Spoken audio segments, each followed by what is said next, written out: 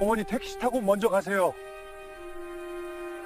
아들 민수가 산속에서 말했습니다. 휴대폰도 터지지 않는 그곳에서 저를 혼자 보내려 했습니다. 그때는 몰랐습니다. 이 여행이 효도가 아니라 나를 이 세상에서 지우기 위한 준비였다는 걸 말입니다. 사연 시작 전 구독, 좋아요 버튼 눌러주세요. 오늘의 사연 지금 바로 시작합니다. 안녕하세요. 저는 올해 68살이 된 김정분이라고 합니다. 이 이야기는 한 달 전 일이었습니다. 남편을 잃은 건 35살 때였습니다. 교통사고였습니다. 갑자기 혼자가 된 저는 당시 10살이던 아들 민수를 안고 매일 밤 울었습니다. 이 아이만은 제대로 키워야 한다. 그 생각뿐이었습니다. 낮에는 식당에서 설거지를 했습니다. 밤에는 아파트 경비실 청소를 했습니다. 잠은 새벽 4시간만 잤습니다. 손은 늘 거칠었고 허리는 항상 아팠습니다. 하지만 참았습니다. 아들이 친구들 앞에서 부끄럽지 않게 살려면 제가 더 열심히 일해야 했으니까요. 민수는 공부를 잘했습니다. 학교에서 상도 많이 받았습니다. 엄마, 나중에 크면 엄마 효도할 거야. 아들의 그 말 한마디면 모든 피로가 사라졌습니다. 대학 입학금을 마련하느라 제 적금을 모두 깼습니다. 등록금을 내느라 식당 일을 하나 더 늘렸습니다.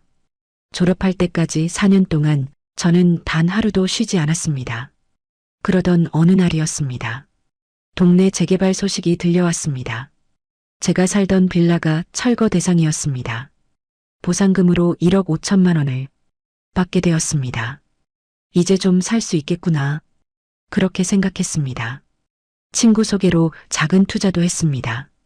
다행히 수익이 났습니다. 몇 년 뒤에는 통장 잔고가 2억 5천만 원까지 늘었습니다. 이 돈으로 노후 준비를 해야지. 저는 작은 원룸을 월세로 얻었습니다. 보증금 1,000만 원, 월세 50만 원.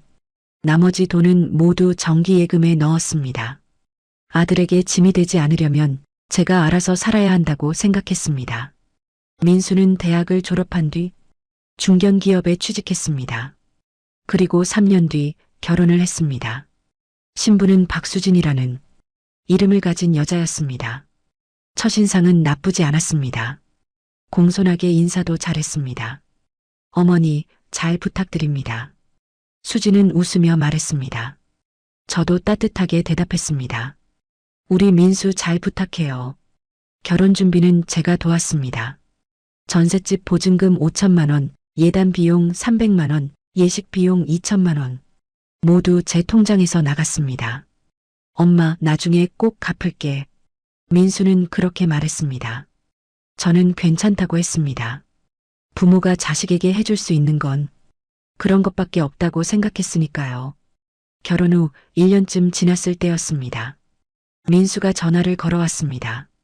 엄마, 회사 그만뒀어. 친구랑 사업 시작하려고. 깜짝 놀랐습니다.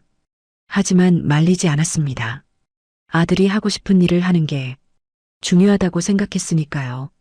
창업 자금이 좀 필요해. 2천만 원만 빌려줄 수 있어? 민수의 목소리는 조심스러웠습니다. 저는 잠시 망설였습니다. 하지만 결국 돈을 보냈습니다. 아들이 성공하면 되지. 그렇게 스스로를 다독였습니다. 그런데 6개월 뒤 다시 전화가 왔습니다. 엄마, 사업이 생각보다 안 풀려.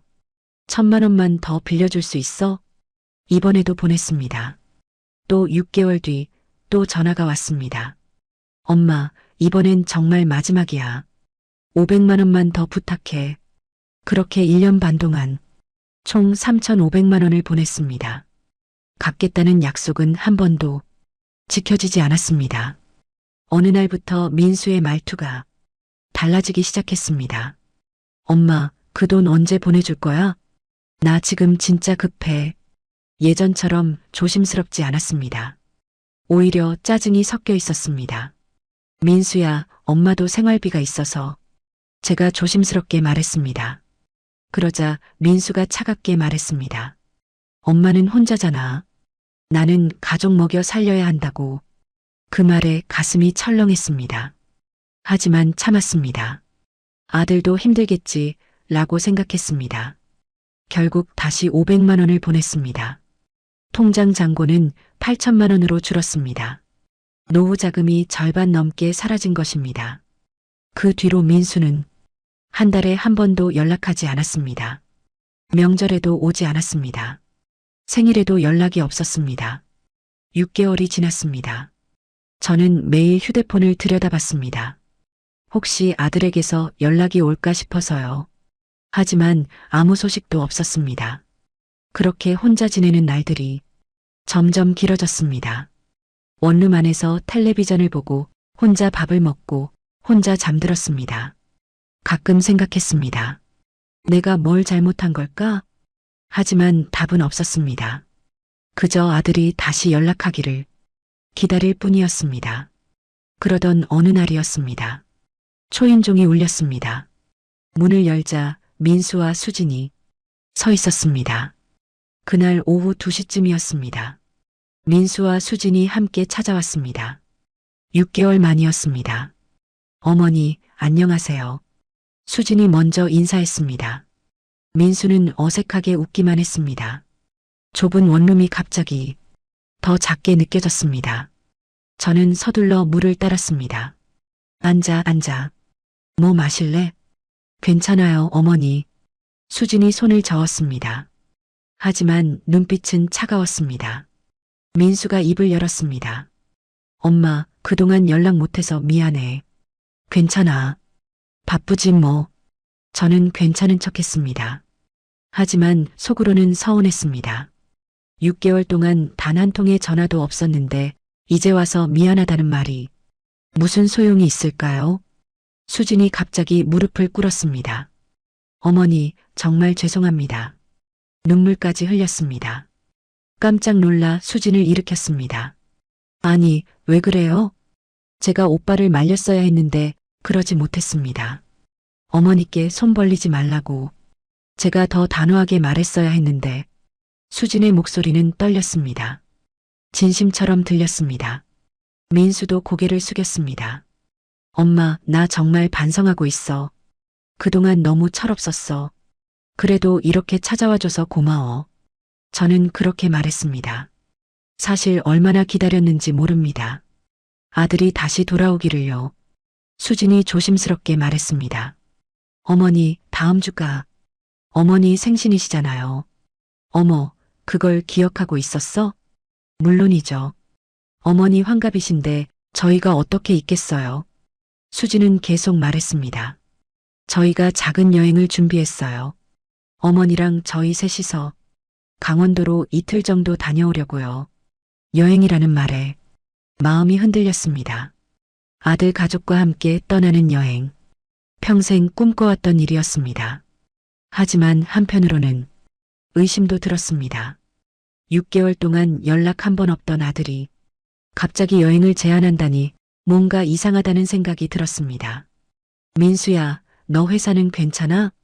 엄마, 걱정 마. 이번 주는 연차 쓸 수 있어. 민수가 웃으며 대답했습니다. 수진도 거들었습니다. 어머니, 저희가 정말 정성껏 준비했어요. 숙소도 좋은 곳으로 예약했고요. 저는 잠시 망설였습니다. 머릿속으로 여러 생각이 스쳤습니다. 혹시 또 돈을 빌리려는 건 아닐까? 여행 경비를 내가 내야 하는 건 아닐까? 하지만 아들의 얼굴을 보니 그런 의심이 부끄러워졌습니다. 이번만큼은 믿어보자. 저는 마음을 정했습니다. 그래, 갈게. 고마워. 제가 말하자 수진이 환하게 웃었습니다. 어머니, 정말 감사합니다. 후회 안 하실 거예요. 민수도 기뻐했습니다. 엄마, 정말 좋은 시간 될 거야. 오랜만에 보는 아들의 밝은 얼굴에 저도 덩달아 기분이 좋아졌습니다. 수진이 일어서며 말했습니다. 그럼 어머니, 다음 주 토요일 아침 8시에 모시러 올게요. 그래, 알았어. 두 사람이 나간 뒤 저는 한동안 멍하니 앉아 있었습니다. 기쁘기도 하고 불안하기도 했습니다. 괜찮을 거야. 이번에는 진짜 달라질 거야. 저는 스스로에게 되뇌었습니다. 그날 밤 잠이 오지 않았습니다. 여행 가방을 꺼내 펼쳐놓고 무엇을 챙길까 고민했습니다. 오랜만에 느껴보는 설렘이었습니다. 옷장을 열고 옷을 골랐습니다. 제일 깨끗한 옷으로 골랐습니다.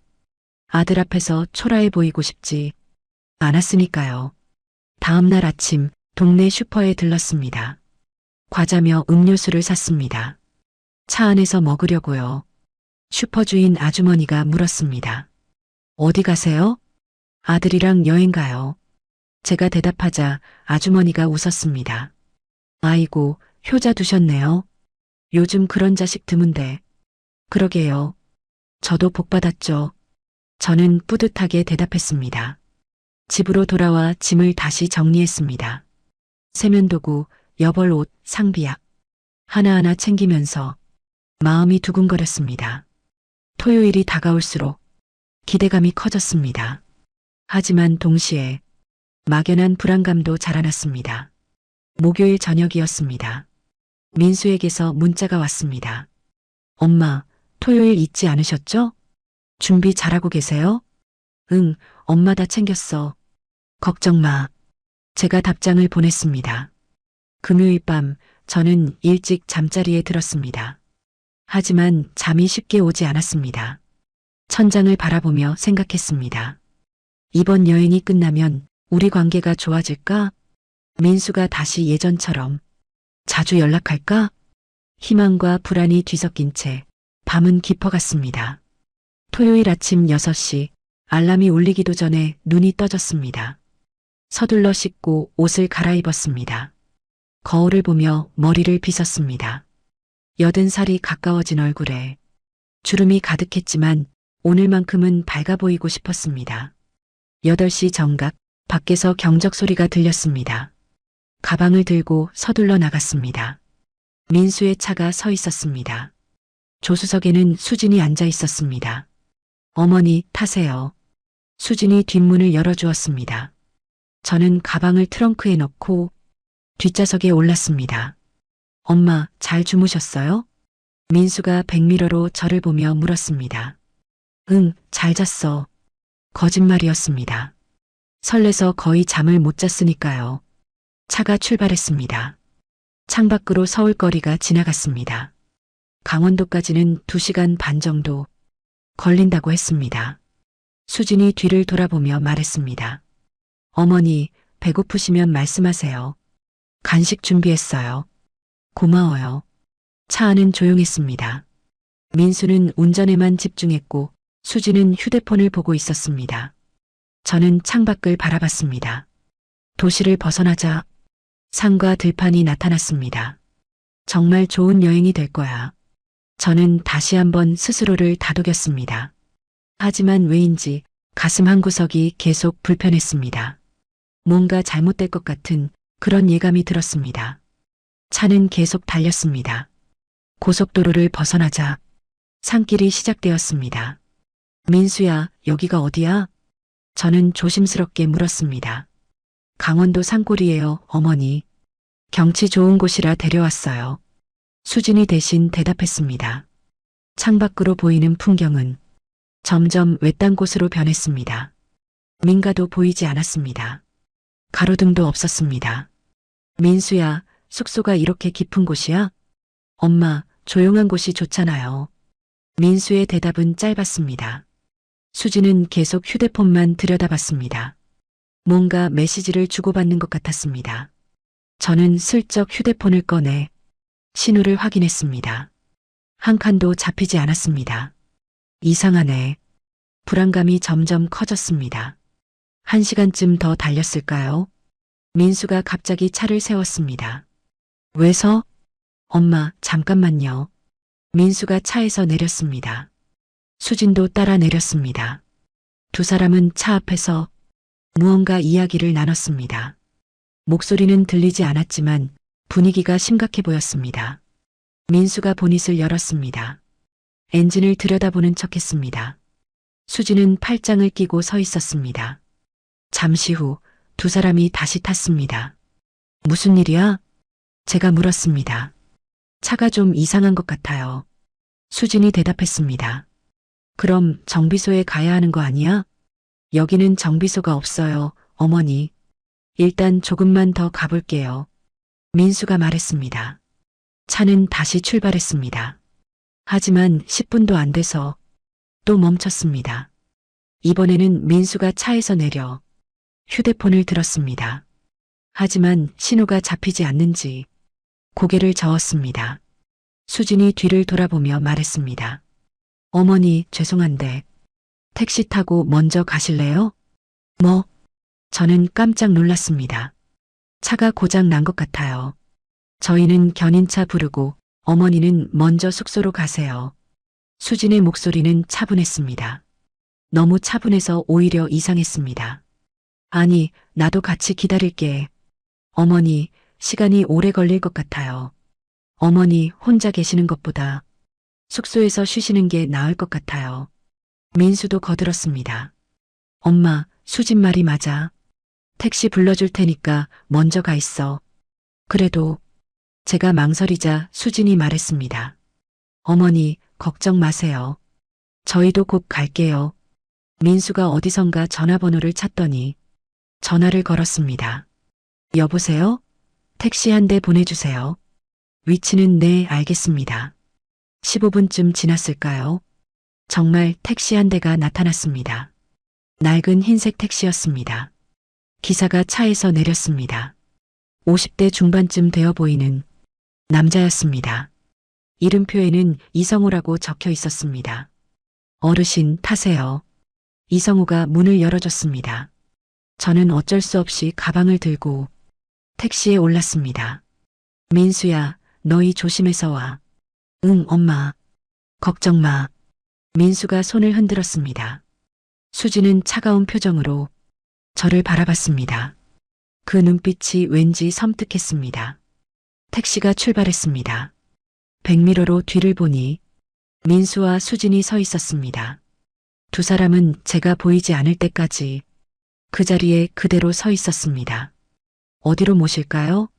이성우가 물었습니다. 숙소로 가야 하는데 제가 주소를 몰라요. 아드님한테 연락해 보세요. 휴대폰이 안 터져요. 저는 휴대폰을 들어보였습니다. 이성우는 잠시 말이 없었습니다. 그러더니 말했습니다. 일단 읍내로 가시죠. 거기 가면 와이파이 터질 거예요. 네, 그럼 그렇게 해주세요. 저는 안심했습니다. 택시는 산길을 따라 내려갔습니다. 하지만 이상했습니다. 읍내로 가는 길이라고 했는데 점점 더 깊은 산속으로 들어가는 것 같았습니다. 기사님, 이쪽이 맞나요? 네, 맞습니다. 이성우의 대답은 짧았습니다. 저는 창밖을 계속 지켜봤습니다. 나무만 가득한 길이었습니다. 사람의 흔적은 전혀 보이지 않았습니다. 30분쯤 달렸을까요? 이성우가 갑자기 차를 세웠습니다. 왜 세우세요? 잠깐 확인할 게 있어서요. 그는 차에서 내려 휴대폰을 꺼냈습니다. 누군가와 통화를 시작했습니다. 저는 귀를 기울였습니다. 네, 지금 가고 있습니다. 예, 말씀하신 대로 하고 있어요. 걱정 마세요. 누구와 통화하는 걸까요? 혹시 민수일까요? 이성우가 다시 차에 올랐습니다. 죄송합니다. 길 확인했습니다. 누구랑 통화하신 거예요? 아, 회사에서 연락 왔어요. 거짓말 같았습니다. 회사에서 연락이라면 왜 차를 세우고 받았을까요? 택시는 다시 출발했습니다. 이번에는 더욱 외진 길로 접어들었습니다. 포장도 되지 않은 비포장도로였습니다. 기사님, 여기가 정말 읍내로 가는 길 맞나요? 제 목소리는 떨렸습니다. 네, 조금만 더 가면 됩니다. 이성우의 대답은 여전히 짧았습니다. 하지만 저는 더 이상 믿을 수 없었습니다. 뭔가 잘못되고 있다는 확신이 들었습니다. 기사님, 죄송한데 저 여기서 내릴게요. 네? 왜요? 그냥 갑자기 화장실이 급해서요. 여기는 화장실이 없는데요. 괜찮아요. 그냥 내려주세요. 이성우는 난처한 표정을 지었습니다. 하지만 차를 세웠습니다. 저는 서둘러 차에서 내렸습니다. 주변을 둘러봤지만 나무와 풀만 가득했습니다. 도망칠 곳도 없었습니다. 이성우가 차에서 내렸습니다. 어르신, 위험해요. 다시 타세요. 싫어요. 저 여기서 기다릴게요. 아들한테 전화해서 직접 데리러 오라고 할 거예요. 휴대폰 안 터진다고 하지 않으셨어요? 이성우의 목소리가 날카로워졌습니다. 그 순간 저는 깨달았습니다. 이 사람이 저를 어딘가로 데려가려 한다는 것을요. 당신 누구예요? 왜 저를 이런 곳으로 데려온 거예요? 제 목소리는 떨렸습니다. 이성우는 한숨을 쉬었습니다. 그리고는 주머니에서 휴대폰을 꺼냈습니다. 죄송합니다, 어르신. 저도 돈 때문에. 그는 휴대폰 화면을 보여줬습니다. 거기에는 문자 메시지가 있었습니다. 발신자는 수진이었습니다. 어머니를 산속 요양원에 데려다 주세요. 주소는 첨부파일 참조. 사례비는 500만 원 드리겠습니다. 저는 그 순간 모든 것을 이해했습니다. 이것은 효도 여행이 아니었습니다. 나를 버리기 위한 계획이었습니다. 다리에 힘이 풀렸습니다. 그 자리에 주저앉고 말았습니다. 아드님도 아셨어요. 이성우가 조심스럽게 말했습니다. 그분이 저한테 연락처를 준 거예요. 민수가 알고 있었다는 말에 가슴이 무너졌습니다. 내가 평생을 바친 아들이 나를 이렇게 버리려 했다니 눈물이 났습니다. 하지만 울 수도 없었습니다. 슬픔보다 분노가 먼저 치밀었습니다. 그 요양원이라는 곳이 어디예요? 제가 물었습니다. 이성우는 대답하지 않았습니다. 그저 고개를 숙였을 뿐이었습니다. 저는 천천히 일어났습니다. 떨리는 다리로 겨우 버텼습니다. 기사님, 저 좀 도와주세요. 어르신, 제발요. 저 아직 죽고 싶지 않아요. 이성우의 얼굴이 일그러졌습니다. 그는 한참을 고민하더니 작게 고개를 끄덕였습니다. 알겠습니다. 제가 도와드릴게요. 이성우는 잠시 생각하더니 말했습니다. 어르신, 일단 차에 타세요. 제가 아는 곳으로 모셔드릴게요. 어디로요? 안전한 곳이에요. 거기서 천천히 생각하시죠. 저는 다시 택시에 올랐습니다. 선택의 여지가 없었습니다. 이성우를 믿는 수밖에 없었습니다. 차는 다시 달렸습니다. 이번에는 산을 내려갔습니다. 30분쯤 지나자 작은 마을이 나타났습니다. 여기가 어디예요? 제 고향이에요. 어머니가 계시는 곳이죠. 이성우는 작은 한옥 앞에 차를 세웠습니다. 마당에는 빨래가 걸려 있었습니다. 평범한 시골집이었습니다. 어머니, 제가 왔어요. 이성우가 집 안으로 들어가며 말했습니다. 안에서 할머니 한 분이 나왔습니다. 70대 중반쯤 되어 보였습니다. 성우야, 누구시니? 어머니, 잠깐 모셔야 할 분이 계셔서요. 하룻밤만 묵게 해주세요. 할머니는 저를 보더니 고개를 끄덕였습니다. 그래, 어서 들어오세요. 저는 조심스럽게 집 안으로 들어갔습니다. 낡았지만 깨끗한 집이었습니다. 된장찌개 끓는 냄새가 났습니다. 앉으세요. 차 한 잔 드릴게요. 할머니가 따뜻하게 말했습니다. 저는 방바닥에 앉았습니다. 온몸에 힘이 빠져나갔습니다. 그제야 현실이 실감났습니다. 아들이 나를 버렸구나. 이성우가 옆에 앉았습니다. 어르신, 죄송합니다. 제가 처음부터 거절했어야 했는데. 아니에요. 기사님 잘못이 아니에요. 저는 고개를 저었습니다. 사실은요, 저도 비슷한 일을 겪었어요. 이성우가 조심스럽게 말했습니다. 무슨 말씀이세요? 제 아버지도 그렇게 돌아가셨거든요. 형이 아버지를 요양원에 보내고 그 뒤로 한 번도 찾아가지 않았어요. 이성우의 목소리가 떨렸습니다. 아버지는 1년 만에 돌아가셨어요. 임종도 저 혼자 지켰죠. 형은 장례식에도 안 왔어요. 저는 아무 말도 할 수 없었습니다. 그저 가슴이 아팠습니다. 그래서 어르신 얼굴을 보는 순간 그냥 지나칠 수가 없었어요. 제 아버지가 생각나서요.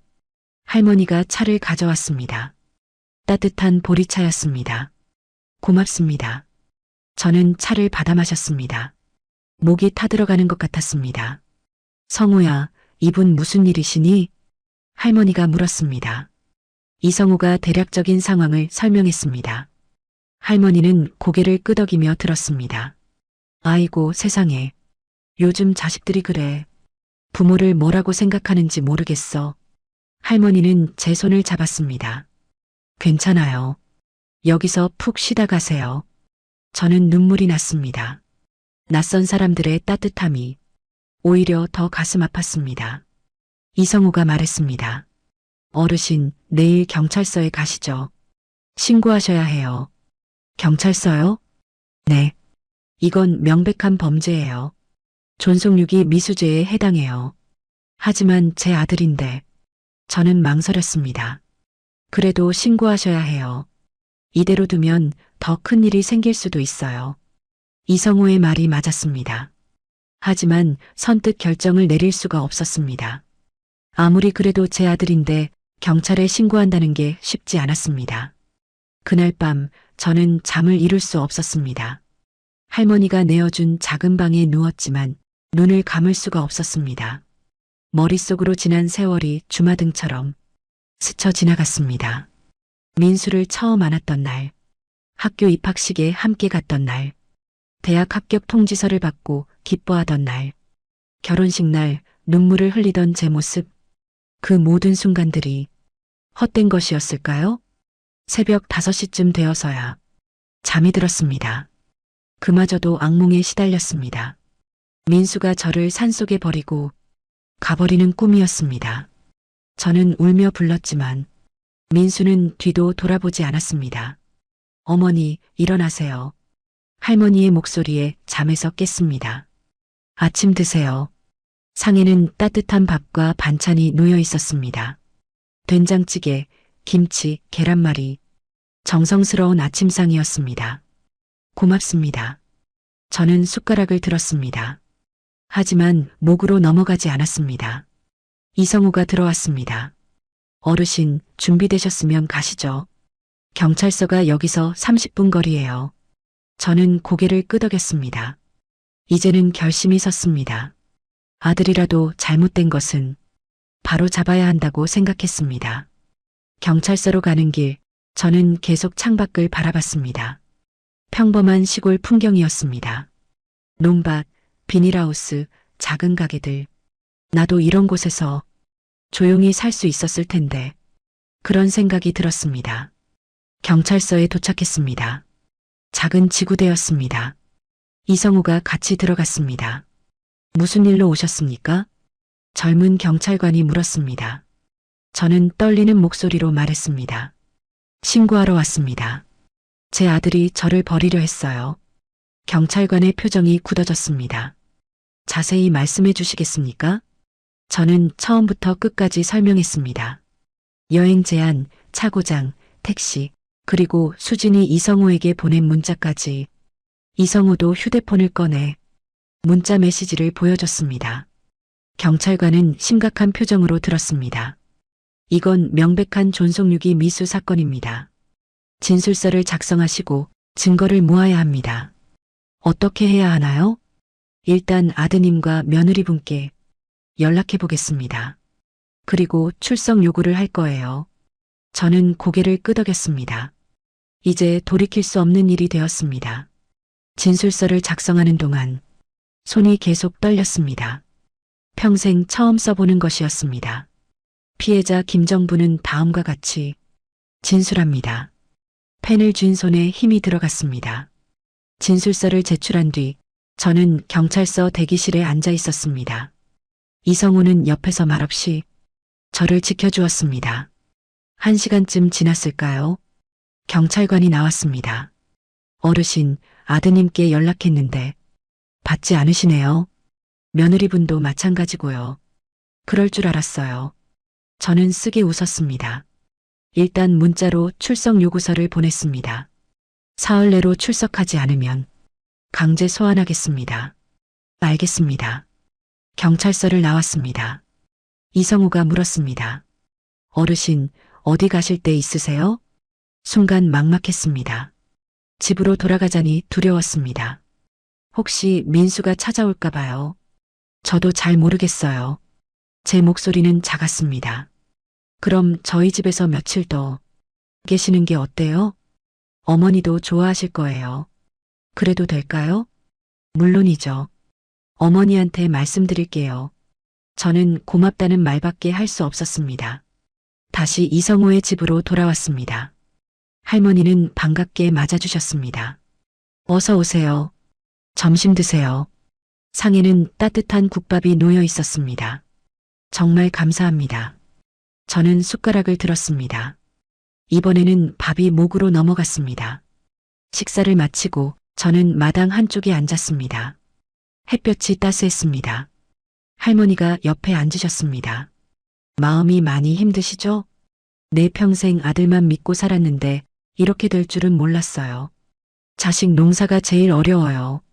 정성껏 키워도 어떻게 될지 모르죠. 할머니의 말에 고개를 끄덕였습니다. 그래도 포기하지 마세요. 어르신 인생은 아직 끝나지 않았어요. 제 인생이요? 저는 쓰게 웃었습니다. 이제 68인데 뭘 더 하겠어요. 아니에요. 지금부터가 진짜예요. 자식 위해 사느라 정작 본인은 돌보지 못했잖아요. 할머니의 말이 가슴에 와닿았습니다. 그동안 저는 정말 저를 위해 산 적이 없었습니다. 그날 저녁 이성우가 퇴근했습니다. 손에 봉투를 들고 있었습니다. 어르신, 이거 드세요. 약과예요. 어머니가 좋아하시거든요. 고마워요. 저는 봉투를 받았습니다. 그리고 어르신, 제가 알아본 게 있어요. 뭔데요? 어르신 아드님이요. 사실 사업 실패 후에 빚이 많대요. 빚이요? 네. 3억 정도 된다고 하더라고요. 저는 깜짝 놀랐습니다. 어떻게 알았어요? 제 친구가 사채업자거든요. 아드님이 거기서도 돈을 빌렸대요. 3억이라는 숫자에 머리가 멍해졌습니다. 그리고요, 제가 확인해 봤는데 어르신 명의로 보험이 가입되어 있더라고요. 보험이요? 네. 사망보험이요. 보험금이 3억이에요. 그 순간 모든 게 이해되었습니다. 민수가 저를 산에 버리려 했던 이유, 수진이 보험금을 물어본 이유, 모든 것이 계획된 일이었습니다. 제 보험을 민수가 가입했다는 건가요? 네. 6개월 전에 가입했더라고요. 6개월 전, 민수가 연락을 끊었던 바로 그때였습니다. 그럼 민수는 처음부터 제 목소리가 떨렸습니다. 죄송하지만 그런 것 같아요. 저는 주저앉고 말았습니다. 6개월 동안 민수는 제 죽음을 계획하고 있었던 겁니다. 어르신, 괜찮으세요? 이성우가 걱정스럽게 물었습니다. 괜찮아요. 아니, 괜찮지 않아요. 어떻게 제 아들이 이럴 수가 있죠? 눈물이 쏟아졌습니다. 이번에는 참을 수가 없었습니다. 할머니가 제 등을 쓰다듬어 주셨습니다. 울어요. 실컷 우세요. 참지 마시고요. 저는 한참을 울었습니다. 분노와 슬픔, 배신감이 한꺼번에 쏟아져 나왔습니다. 이튿날 아침 경찰서에서 연락이 왔습니다. 어르신, 아드님과 며느리분이 내일 출석하겠다고 연락 왔습니다. 알겠습니다. 드디어 민수를 마주하게 되는구나. 저는 긴장되었습니다. 하지만 물러서지 않기로 했습니다. 다음 날 오전 10시 저는 경찰서에 도착했습니다. 이성우가 함께 갔습니다. 조사실 앞에서 기다렸습니다. 30분쯤 지나자 민수와 수진이 나타났습니다. 두 사람은 저를 보더니 당황한 표정을 지었습니다. 엄마, 민수가 조심스럽게 불렀습니다. 저는 대답하지 않았습니다. 그저 차갑게 바라만 봤습니다. 수진은 고개를 돌렸습니다. 제 눈을 마주치지 못했습니다. 경찰관이 나왔습니다. 들어오세요. 조사실 안으로 들어갔습니다. 민수와 수진은 한쪽에, 저는 반대편에 앉았습니다. 그럼 조사를 시작하겠습니다. 경찰관이 말했습니다. 먼저 김민수 씨, 어머니를 산속에 두고 온 이유가 뭡니까? 민수는 입을 열지 못했습니다. 한참을 망설이다가 말했습니다. 차가 고장나서 어머니를 먼저 보내려고 했을 뿐이에요. 그럼 왜 숙소 주소를 알려주지 않았습니까? 그건 깜빡했어요. 깜빡했다고요? 경찰관이 의심스러운 표정을 지었습니다. 그럼 이건 어떻게 설명하시겠습니까? 경찰관이 이성호의 휴대폰을 보여줬습니다. 수진이 보낸 문자였습니다. 수진의 얼굴이 새하얗게 변했습니다. 이건 오해예요. 수진이 급하게 말했습니다. 오해요? 어머니를 요양원에 보내라고 명확히 적혀 있는데요. 그건 어머니께서 힘들어 하셔서 잠깐 쉬실 곳을 알아본 거예요. 그럼 왜 어머니께는 말씀드리지 않았습니까? 그리고 사례비 500만 원은 뭡니까? 수진은 더 이상 대답하지 못했습니다. 경찰관이 다시 물었습니다. 김민수 씨, 어머니 명의로 사망보험을 가입하셨죠? 민수가 고개를 들었습니다. 그건 만약을 대비해서요. 만약을 대비해서요? 어머니 동의는 받으셨습니까? 동의는 받지 못했어요. 그럼 불법입니다. 타인 명의로 무단보험 가입은 사기죄에 해당합니다. 민수는 아무 말도 하지 못했습니다. 저는 그 모습을 지켜봤습니다. 한때는 제 전부였던 아들. 이제는 낯선 사람처럼 느껴졌습니다. 경찰관이 수진을 바라봤습니다. 박수진 씨, 질문하겠습니다. 이성호 씨에게 문자를 보낸 게 언제입니까? 출발하기 이틀 전이었어요. 수진이 작은 목소리로 대답했습니다. 그럼 차 고장은 계획된 거였습니까? 수진은 대답하지 않았습니다. 침묵이 흘렀습니다. 대답하세요. 경찰관이 다그쳤습니다. 네, 맞아요. 수진이 고개를 숙였습니다.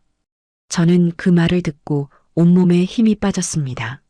모든 것이 거짓이었다는 게 이렇게 명확히 드러나니 더 이상 희망을 가질 수도 없었습니다. 경찰관이 계속 물었습니다. 누구 아이디어였습니까? 수진이 잠시 망설이더니 말했습니다. 제가 제안했어요. 민수가 깜짝 놀라 수진을 봤습니다. 수진아, 너 뭐 하는 거야? 오빠, 이제 그만해요. 어차피 다 들통났잖아요. 수진의 목소리는 차분했습니다. 경찰관이 다시 물었습니다. 왜 그런 짓을 했습니까? 돈이 필요했어요. 수진이 담담하게 말했습니다. 오빠 사업 실패하고 빚이 3억이에요. 집도 곧 압류당할 상황이었고요. 어머니 보험금이 3억이라는 걸 알았어요. 그래서 생각한 거예요. 저는 그 말을 듣고 소름이 돋았습니다. 3억이라는 돈 때문에 제 목숨을 노렸다는 겁니까? 처음에는 오빠가 반대했어요. 어머니를 어떻게 그러냐고요. 하지만 제가 설득했어요. 어떻게 설득했습니까? 어차피 어머니는 혼자잖아요. 친구도 없고 친척도 없고 우리만 있으면 되는 거 아니냐고요. 수진의 말에 저는 가슴이 무너졌습니다. 어차피 혼자라는 말이 이렇게 날카로운 칼이 될 줄은 몰랐습니다. 그래서 계획을 세웠어요. 생신 축하 여행으로 어머니를 데리고 나가서 산속에 두고 오는 거요. 어머니가 혼자 길을 잃고 헤매다가 사고라도 나면 좋겠다고 생각했어요. 사고요? 네. 그럼 보험금을 받을 수 있잖아요. 자연스럽게요. 저는 더 이상 듣고 싶지 않았습니다. 귀를 막고 싶었습니다. 하지만 몸이 움직이지 않았습니다. 민수가 소리쳤습니다. 수진아, 그만해. 왜 내가 다 뒤집어 쓰는 거야? 오빠 사실이잖아요. 우리 둘 다 공범이에요. 수진이 차갑게 말했습니다. 아니야. 나는 끝까지 반대했어. 내가 자꾸 하자고 했잖아. 처음엔 그랬죠. 하지만 결국 오빠도 동의했어요. 보험 가입한 것도 오빠고 이성호 씨 연락처 준 것도 오빠예요.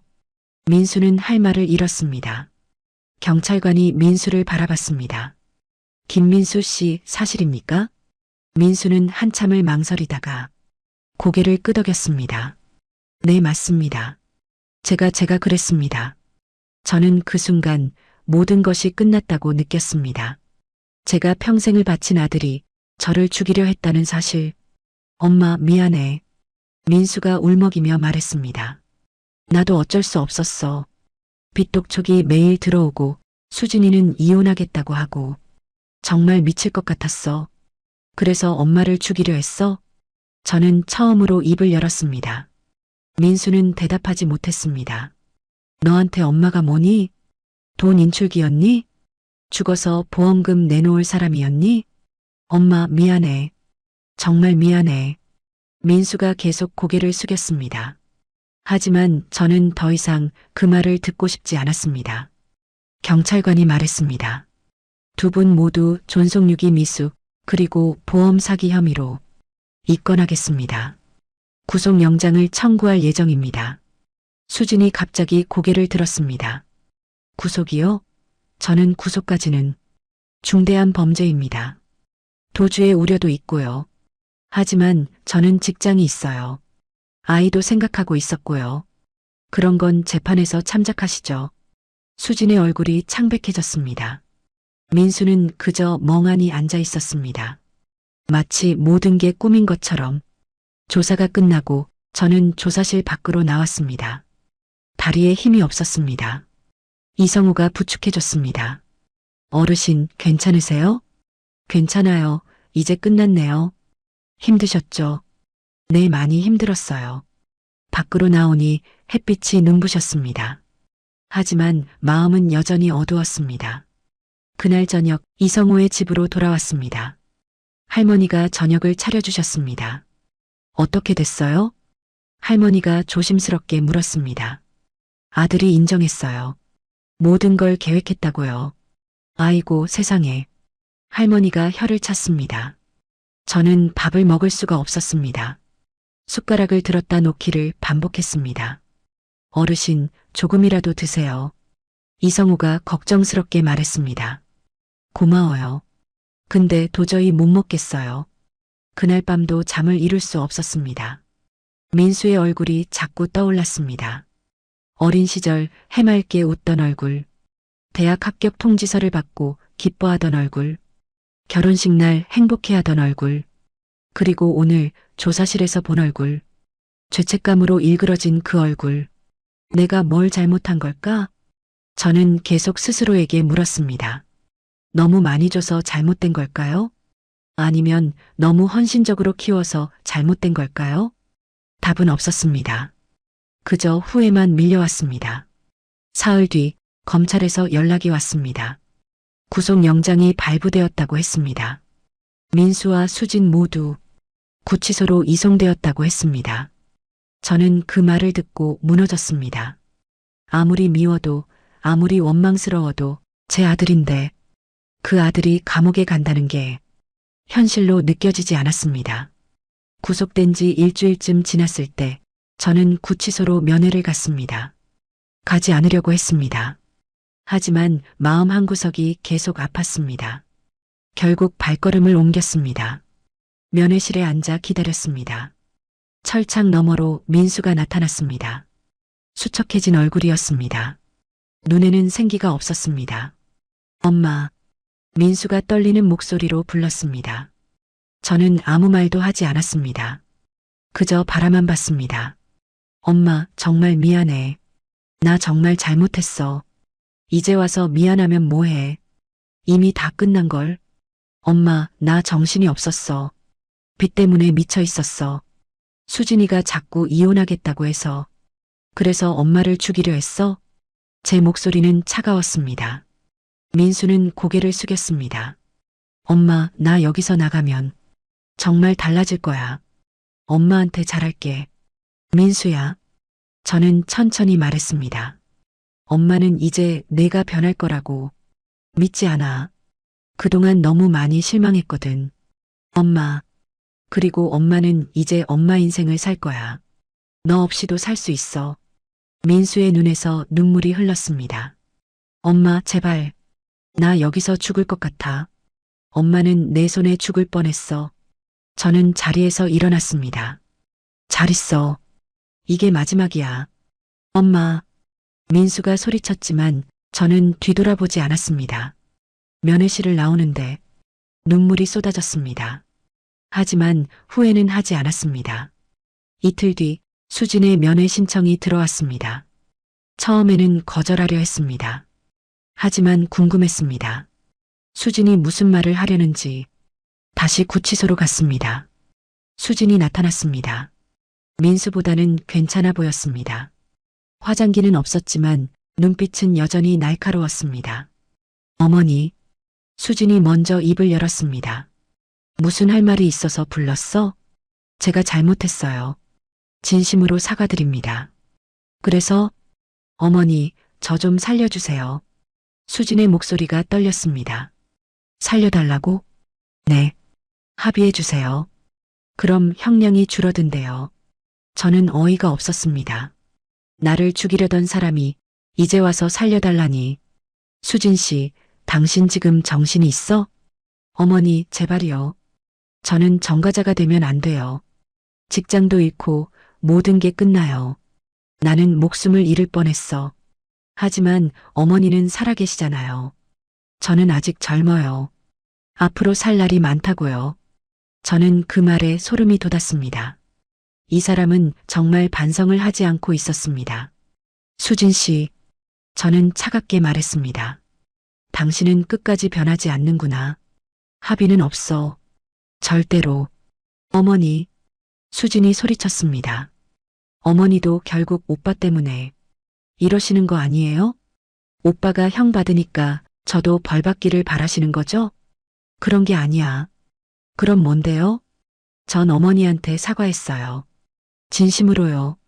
진심이었으면 처음부터 그런 짓을 하지 않았겠지. 저는 자리에서 일어났습니다.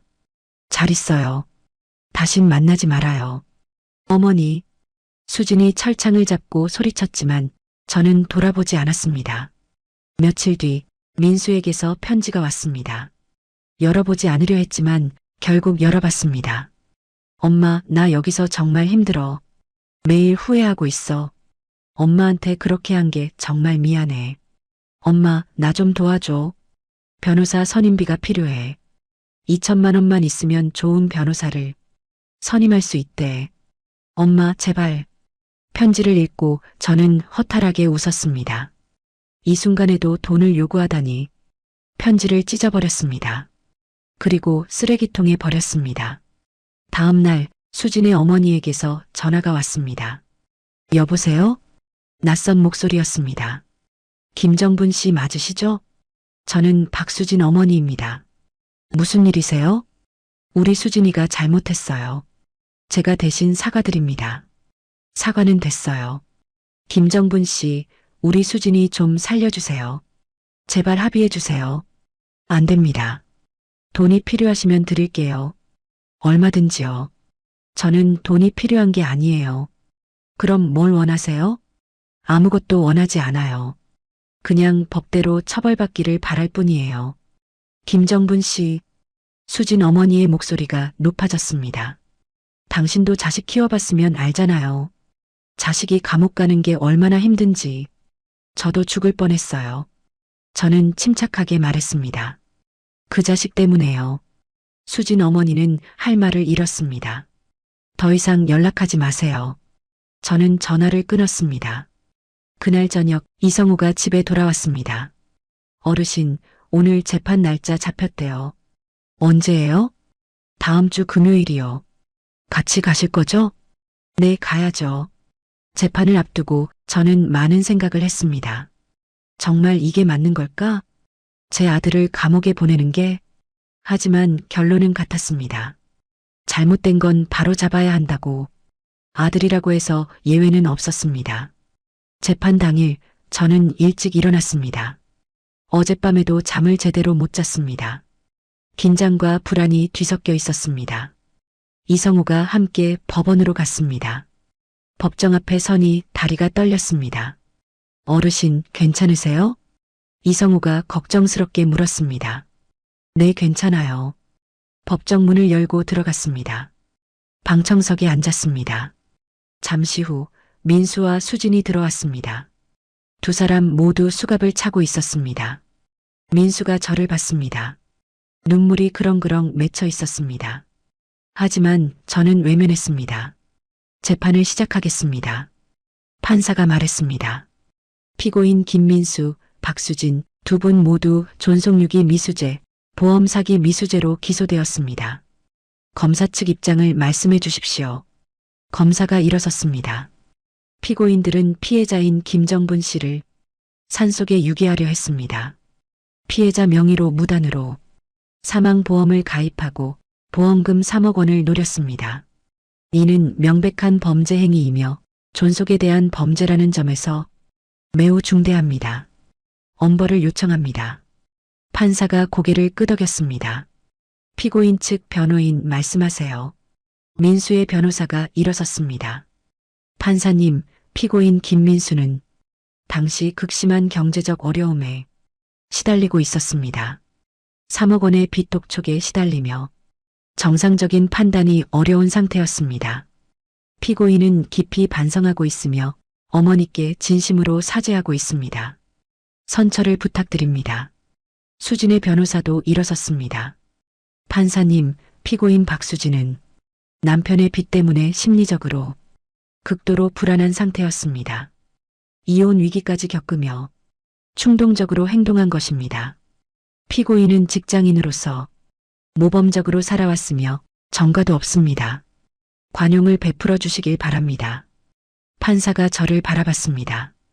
피해자 김정분 씨, 말씀하고 싶은 게 있으십니까? 저는 천천히 일어섰습니다. 가슴이 두근거렸습니다. 판사님, 제 목소리는 떨렸지만 또박또박 말했습니다. 저는 평생을 아들을 위해 살았습니다. 남편을 잃고 혼자 아들을 키웠습니다.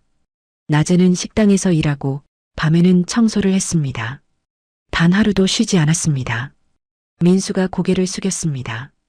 아들 대학 등록금을 위해 제 적금을 모두 깼습니다. 결혼 자금도 제가 댔습니다. 전셋집 보증금 5천만 원, 예단 비용, 예식 비용 모두 제 돈이었습니다. 수진도 고개를 숙였습니다. 아들이 사업한다고 했을 때 망설임 없이 3,500만 원을 줬습니다. 갚겠다는 약속은 지켜지지 않았습니다. 저는 잠시 숨을 고르고 계속 말했습니다. 그리고 6개월 동안 연락이 끊겼습니다. 그 시간 동안 아들은 제 죽음을 계획하고 있었습니다. 제 명의로 보험을 가입했습니다. 3억 원짜리 사망보험이었습니다. 법정이 조용해졌습니다. 생신 축하 여행이라며 저를 데리고 나가서 산속에 버리려 했습니다. 택시기사에게 돈을 주고 저를 요양원에 버리라고 했습니다. 제 목소리가 높아졌습니다. 제가 길을 잃고 헤매다가 사고라도 나기를 바랐다는 겁니다. 그럼 자연스럽게 보험금을 받을 수 있으니까요. 민수가 울기 시작했습니다. 판사님, 저는 돈이 아쉬워서 여기 선 게 아닙니다. 제 목숨값을 받으려고 여기 온 것도 아닙니다. 판사가 저를 주시했습니다. 저는 그저 정의가 바로 서기를 바랄 뿐입니다. 아들이라고 해서, 며느리라고 해서 이런 범죄가 용서되어서는 안 됩니다. 저는 민수를 바라봤습니다. 민수야. 처음으로 아들을 불렀습니다. 엄마는 내가 반성하길 바란다. 진심으로 뉘우치길 바란다. 그래야 너도 엄마도 앞으로 나아갈 수 있어. 민수는 소리내어 울었습니다. 저는 자리에 앉았습니다. 온몸에 힘이 빠졌습니다. 하지만 후회는 없었습니다. 판사가 말했습니다. 잠시 휴정하겠습니다. 1시간 후 선고하겠습니다. 법정이 정리되었습니다. 저는 밖으로 나와 벤치에 앉았습니다. 이성우가 물 한 병을 건넸습니다. 어르신 잘하셨어요. 고마워요. 1시간이 지났습니다. 다시 법정으로 들어갔습니다. 판사가 선고문을 읽기 시작했습니다. 피고인 김민수, 박수진에 대한 판결을 선고하겠습니다. 법정이 숨을 죽였습니다. 피고인들의 범행은 존속에 대한 범죄로서 매우 중대합니다. 경제적 어려움을 이유로 어머니를 유기하려 한 것은 용납될 수 없습니다. 민수가 몸을 떨었습니다. 특히 피고인 박수진은 범행을 주도하고 치밀하게 계획했으며 재판 과정에서도 피해자에게 합의를 종용하는 등 반성의 태도가 부족합니다. 수진의 얼굴이 창백해졌습니다. 피고인 김민수는 어머니에 대한 죄책감은 있으나 범행에 가담한 것은 명백하며 무단으로 보험을 가입한 것은 사기 행위에 해당합니다. 판사가 선고했습니다. 피고인 박수진 징역 3년을 선고합니다. 피고인 김민수 징역 2년 6개월을 선고합니다. 법정이 술렁였습니다. 수진이 주저앉았습니다. 판사님 제발. 하지만 판사는 단호했습니다. 이상으로 선고를 마치겠습니다. 판사가 자리에서 일어났습니다. 민수가 저를 바라봤습니다. 눈물로 범벅이 된 얼굴이었습니다. 엄마. 민수가 계속 불렀습니다. 하지만 저는 일어나 법정을 나왔습니다. 뒤돌아보지 않았습니다. 밖으로 나오니 햇빛이 쏟아졌습니다. 가슴이 뻥 뚫린 것 같았습니다. 어르신 수고하셨어요. 이성우가 말했습니다. 고마워요. 정말 고마워요. 저는 그제야 눈물을 흘렸습니다. 슬픔의 눈물이 아니었습니다. 해방의 눈물이었습니다. 법원을 나와 걸었습니다. 거리는 평화로웠습니다. 사람들은 웃으며 걷고 있었습니다. 이제 나도 새로 시작할 수 있겠지. 그런 생각이 들었습니다. 그날 저녁 이성우의 집으로 돌아왔습니다. 할머니가 저녁상을 차려주셨습니다. 어떻게 됐어요? 할머니가 물었습니다. 징역형이 나왔어요. 민수는 2년 6개월, 수지는 3년이요. 잘 됐네요. 당연한 거예요. 저는 밥을 먹었습니다. 오랜만에 밥맛이 느껴졌습니다. 식사를 마치고 마당에 나갔습니다. 밤하늘에 별이 가득했습니다. 이성우가 옆에 섰습니다. 어르신, 앞으로 어떻게 하실 거예요? 글쎄요. 아직 모르겠어요. 혹시 서울로 돌아가실 건가요? 돌아가고 싶지 않아요. 거긴 이제 제 집이 아닌 것 같아요. 이성우가 잠시 망설이다가 말했습니다. 그럼 여기 계시는 게 어때요? 어머니도 좋아하실 거예요. 여기요? 네. 우리 마을은 조용하고 좋아요. 혼자 사시기에도 안전하고요. 저는 별을 올려다봤습니다. 생각해 볼게요. 그날 밤 저는 오랜만에 푹 잠들었습니다. 악몽도 꾸지 않았습니다. 재판이 끝난 지 일주일이 지났습니다. 민수와 수지는 교도소로 이송되었습니다. 저는 그 소식을 들었지만 마음이 편하지만은 않았습니다. 이성우의 집에 머물며 천천히 미래를 생각했습니다. 서울로 돌아갈까 아니면 새로운 곳에서 시작할까 고민하던 어느 날이었습니다. 할머니가 저를 부르셨습니다. 정분 씨, 잠깐 오세요. 거실로 가니 낯선 여자 한 분이 앉아 계셨습니다. 50대 후반쯤 되어 보였습니다. 안녕하세요. 그분이 먼저 인사했습니다. 안녕하세요. 저도 인사했습니다. 저는 박영숙이라고 해요. 수진이 엄마예요. 순간 몸이 굳었습니다. 여기까지 어떻게? 이성우 씨한테 주소를 물어봤어요. 꼭 만나야 할 것 같아서요. 저는 자리에 앉았습니다. 무슨 일로 오셨어요? 박영숙은 한참을 망설이더니 가방에서 봉투를 꺼냈습니다. 이거 받아주세요. 뭔데요? 돈이에요. 1,000만 원 있어요. 제가 모은 거예요. 저는 봉투를 밀어냈습니다. 필요 없어요. 김정분 씨, 제발이요. 이거라도 받고 합의서에 사인해 주세요. 합의는 이미 끝났어요. 재판도 끝났고요. 항소할 거예요. 그때 합의서가 있으면 도움이 된대요. 저는 고개를 저었습니다. 안 됩니다. 박영숙의 눈에 눈물이 고였습니다. 김정분 씨, 제발이요. 우리 수진이는 아직 젊어요. 3년이면 인생이 망가져요. 수진 씨는 저를 죽이려 했어요. 하지만 실제로는 안 죽었잖아요. 박영숙의 목소리가 높아졌습니다. 어머니는 멀쩡히 살아계시잖아요. 우리 수진이만 감옥 가는 게 말이 돼요? 저는 어이가 없었습니다. 제가 운이 좋아서 살아난 거예요. 만약 이성우 씨가 도와주지 않았다면 저는 정말 죽었을 거예요. 그래도 죽지 않았잖아요. 박영숙이 소리쳤습니다. 할머니가 나섰습니다. 박영숙 씨, 진정하세요. 진정이 되나요? 제 딸이 감옥에 있는데. 박영숙은 저를 노려봤습니다. 김정분 씨, 당신도 자식 키워봤으면 알잖아요. 자식이 고생하는 거 보는 게 얼마나 힘든지 제 자식은 저를 죽이려 했어요. 저는 차갑게 말했습니다. 박영숙은 할 말을 잃었습니다. 나가주세요. 더 이상 할 말 없어요. 김정분 씨, 나가세요. 저는 소리쳤습니다. 박영숙은 결국 일어났습니다. 봉투를 탁자에 던지고 나갔습니다. 두고 보세요.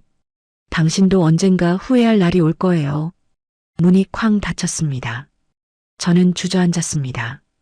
온몸에 힘이 빠졌습니다. 괜찮으세요? 할머니가 걱정스럽게 물었습니다. 네, 괜찮아요. 하지만 괜찮지 않았습니다. 가슴이 두근거리고 손이 떨렸습니다. 그날 밤 또다시 잠을 이룰 수 없었습니다.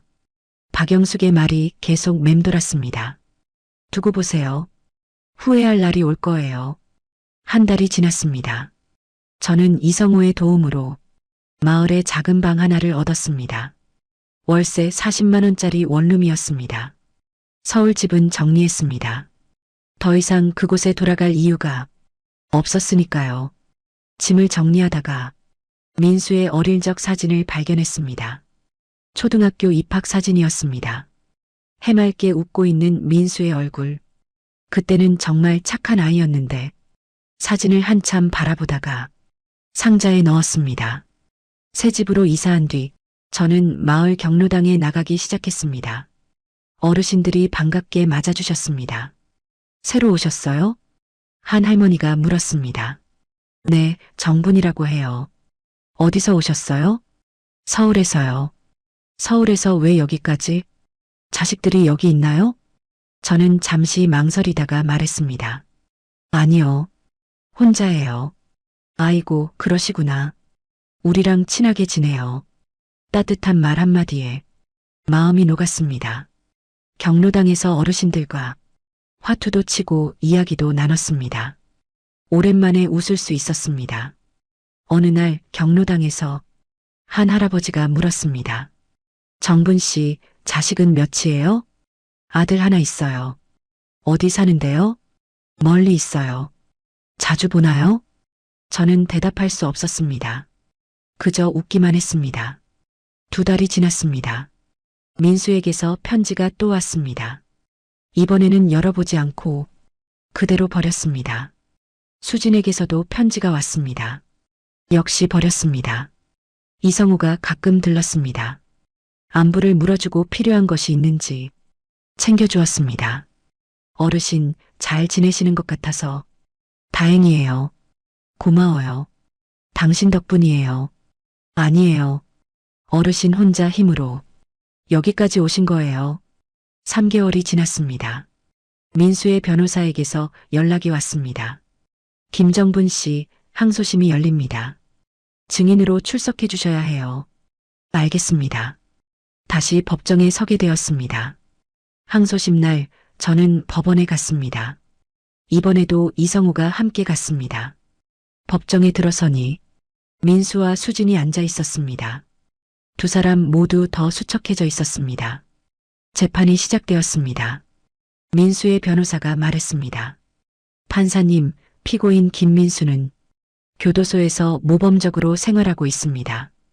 깊이 반성하고 있으며 출소 후 어머니께 보답하겠다고 다짐하고 있습니다. 감형을 부탁드립니다. 수진의 변호사도 말했습니다. 피고인 박수진 역시 매일 참회하며 지내고 있습니다. 피해자께 진심으로 사죄하고 있으며 합의 의사도 밝혔습니다. 판사가 저를 바라봤습니다.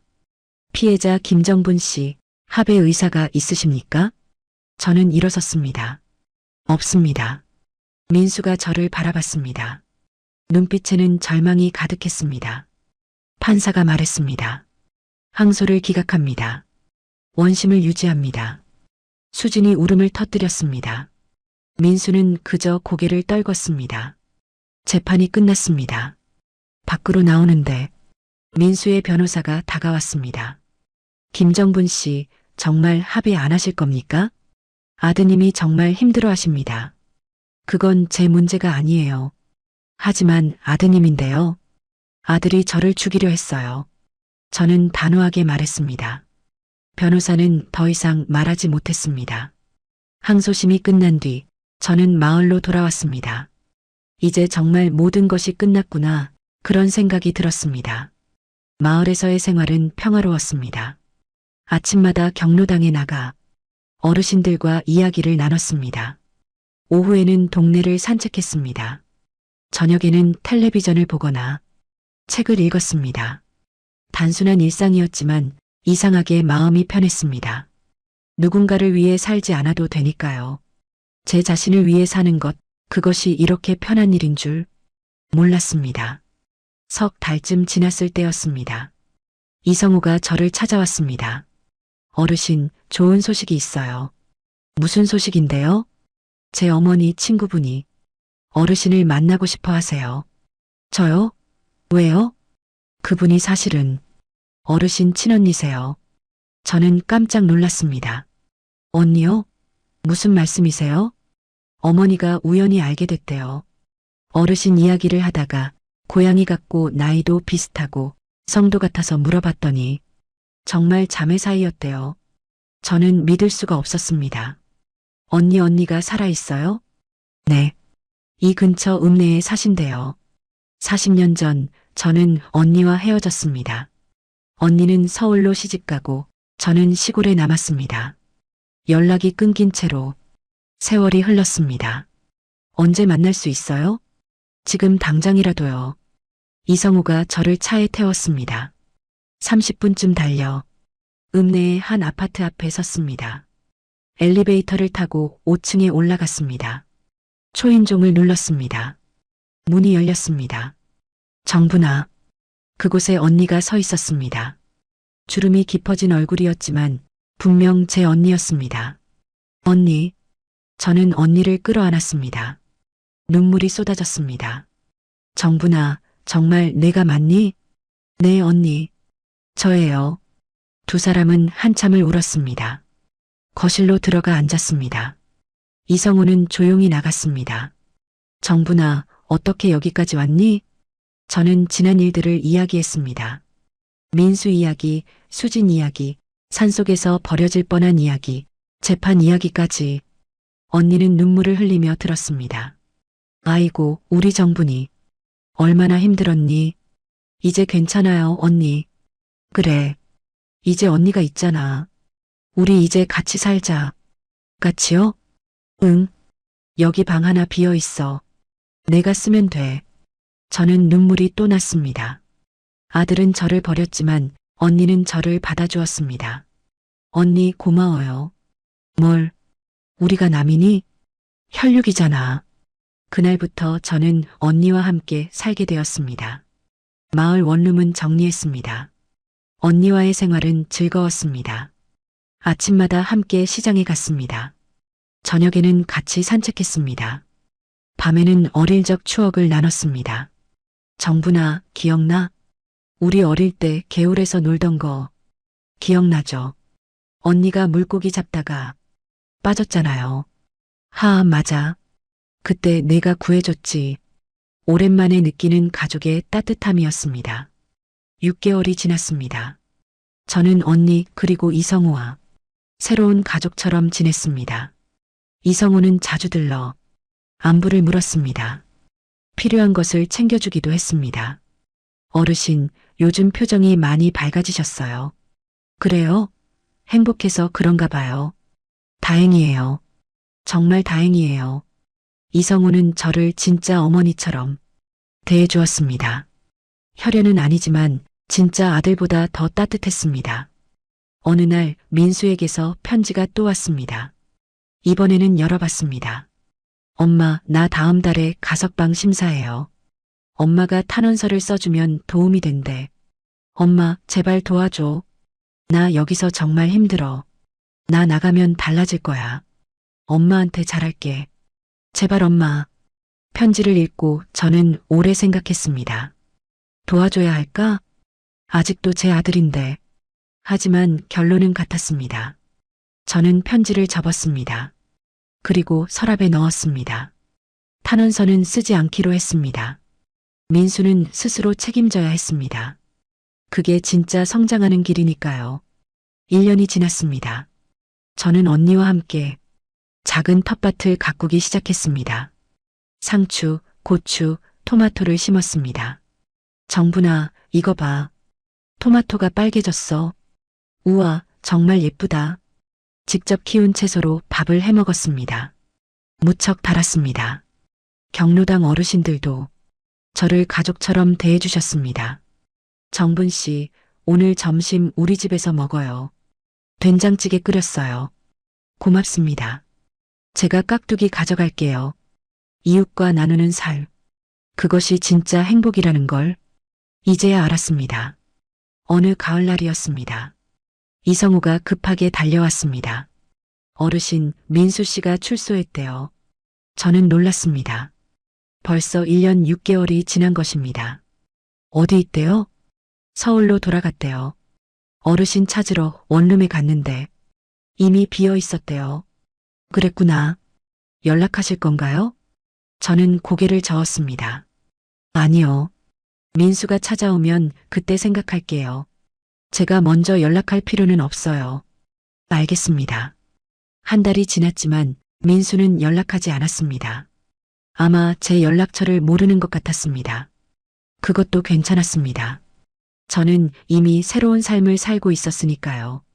어느 날 저녁 언니와 차를 마시며 이야기를 나눴습니다. 정분아, 후회 안 해? 뭐가요? 민수 일 말이야. 그래도 내 아들인데. 저는 잠시 생각했습니다. 후회는 안 해요, 언니. 저는 제가 할 수 있는 걸 다 했어요. 민수가 선택한 길은 민수가 책임져야죠. 그래. 내 말이 맞아. 그리고 언니. 응? 저 이제 행복해요. 언니도 있고, 이성우도 있고, 경로당 어르신들도 있고, 이렇게 좋은 사람들이 주변에 있는데 뭐가 더 필요하겠어요. 언니가 제 손을 잡았습니다. 정분아, 너 정말 강해졌구나. 네, 언니. 이제 저도 저를 위해 살 거예요. 창밖으로 노을이 지고 있었습니다. 붉은 하늘이 아름다웠습니다. 저는 그 노을을 바라보며 생각했습니다. 나는 그날 아들을 잃었지만 내 인생은 그제야 살아났다고. 혈연이 전부가 아니라는 것도 알았습니다. 진짜 가족은 선택하는 것이라는 것도요. 민수는 언젠가 찾아올지도 모릅니다. 그때 저는 민수를 용서할 수 있을까요? 아직은 모르겠습니다. 하지만 한 가지는 확실합니다.